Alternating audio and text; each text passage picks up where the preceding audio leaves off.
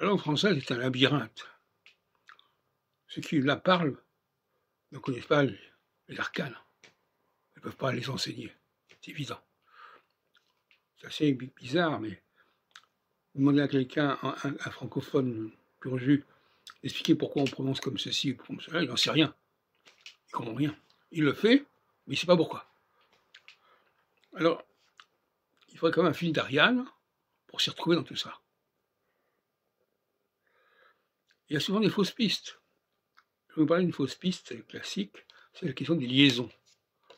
Une liaison, c'est quand un mot se termine par une consonne et que le mot suivant est une voyelle.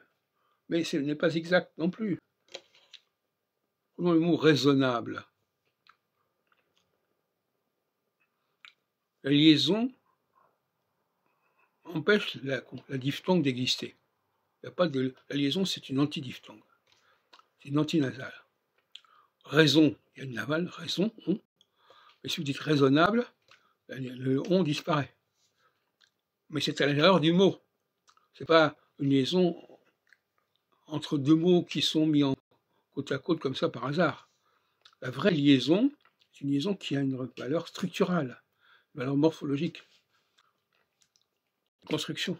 Comme si je dis je comprends et je comprenais, eh bien, comprendre, comprend, il y a la diphtongue nasale en, mais si j'ajoute un suffixe né, eh bien, la diphtongue disparaît.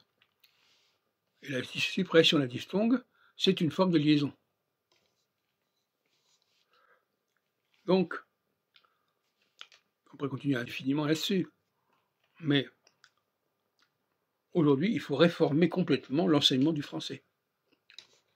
Parce que si le français est en perte de vitesse, c'est qu'on ne sait pas l'enseigner. Et que les gens, d'ailleurs, qui viennent en France, eh bien, ils n'apprennent pas correctement le français. Ils n'apprennent pas à le parler correctement. De même que l'enfant qui apprend à lire à l'école, il n'apprend pas à prononcer correctement la langue.